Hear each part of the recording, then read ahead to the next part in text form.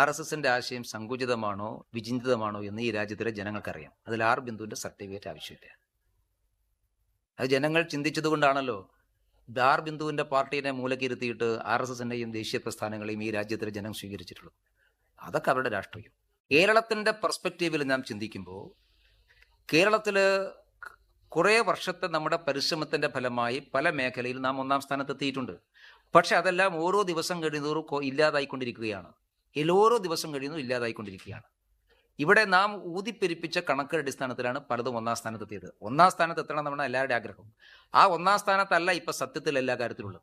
ഇവിടെ പണത്തിന്റെ വിനിയോഗത്തെ സംബന്ധിച്ച് പ്രശ്നമുണ്ട്, കടമെടുപ്പിന്റെ കാര്യത്തിൽ പ്രശ്നമുണ്ട്, വലിയ കടബാധ്യത. കേരളത്തിന് താങ്ങാനാവാത്തതിനേക്കാൾ അപ്പുറത്ത് കടബാധ്യതയാണ്. ഇന്ത്യയിൽ ഏറ്റവും കൂടുതൽ തൊഴിലില്ലായ്മയുള്ള സംസ്ഥാനം കേരളമാണ്. ഏറ്റവും കൂടുതൽ വിദ്യാർത്ഥികൾ പഠിക്കാൻ പുറത്തേക്ക് പോകുന്നത്. എന്ത് പറഞ്ഞാൽ കേരളത്തിൽ പഠിക്കാതെ പുറത്തേക്ക് പോകുന്നത്. കേരളത്തിലെ വിദ്യാഭ്യാസ രംഗം ഇത്ര പെർഫെക്റ്റ് ആണെങ്കിൽ എന്തിനാ കുട്ടികൾ പുറത്തുപോയി പഠിക്കുന്നത്?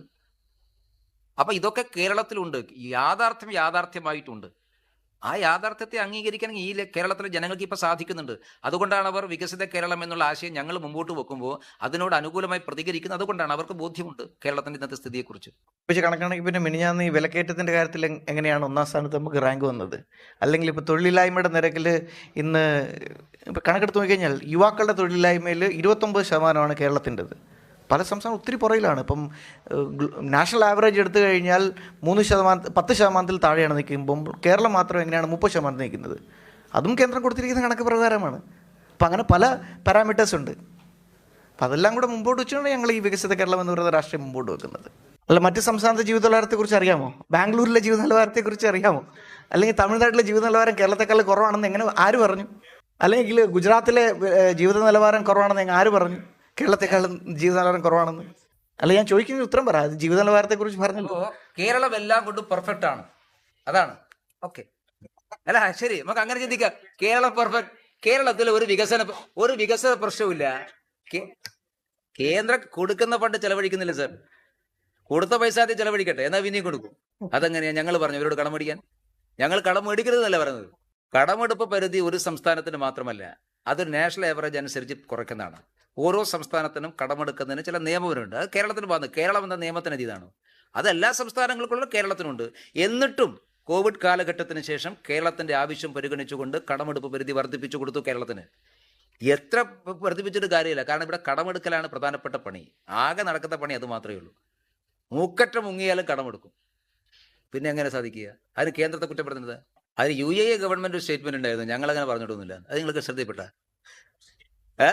അല്ല, കേന്ദ്രം അവിടെ നിൽക്കട്ടെ എന്ന്. പണം കൊടുക്കാന്ന് പറഞ്ഞ ആൾ പറഞ്ഞു ഞങ്ങൾ കൊടുക്കാൻ തീരുമാനിച്ചിട്ടില്ല. പിന്നെ ഇവരെ എന്ത് മേടിക്കാനാ പോകുന്നത്?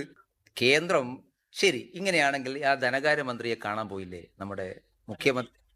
ഇവര് പോകാൻ പറഞ്ഞിരിക്കുന്നത് ഞങ്ങൾക്ക് മേടിക്കാന്ന് പറഞ്ഞു. അതിന് അന്നത്തെ നിയമപ്രകാരം അനുവാദം ഇല്ല. അന്നുള്ള നിയമപ്രകാരം ഇപ്പം നിയമം മാറ്റിയാണ്. മഹാരാഷ്ട്രയ്ക്ക് ഇപ്പം കിട്ടിയത് നിയമം മാറ്റിയതിന് ശേഷമാണ്. ഇപ്പോഴത്തെ പുതിയ നിയമം അനുസരിച്ച് കേരളത്തിനും ആവശ്യപ്പെടാം, കേരളത്തിന് വേണമെങ്കിൽ ആവശ്യപ്പെടാം. നിയമത്തിൽ മാറ്റം വരുത്തി. അന്ന് നിയമം ഉള്ളത് കൊണ്ട് പോകണ്ടെന്ന് പറഞ്ഞു. പോകണ്ടെന്ന് പറഞ്ഞപ്പോഴാണ് UAE ഗവൺമെന്റ് ഇന്ത്യ ഗവൺമെന്റിനെ ഔദ്യോഗികമായി അറിയിച്ചത് ഞങ്ങൾ അങ്ങനെ കൊടുക്കാമെന്ന് പറഞ്ഞിട്ടില്ല. അപ്പം നമ്മളേതാ വിശ്വസിക്കേണ്ടത്? UAE ഗവൺമെന്റിനല്ലേ നമുക്ക് വിശ്വസിക്കാൻ പറ്റൂ. പിണറായി വിജയനല്ലല്ലോ ഇന്നത്തെ നിലയ്ക്ക് വിശ്വസിക്കാൻ പറ്റുക. അപ്പോൾ അതുകൊണ്ട് നമുക്കത് വിശ്വസിക്കാം. ഇനി കേന്ദ്ര ഗവൺമെന്റ് ഇത്രയും പണം കൊടുക്കാനുണ്ടെങ്കിൽ ഇവർ സുപ്രീം കോടതിയിൽ പോയിട്ട് തന്നെ കേസ് പിൻവലിച്ചു പോയത്.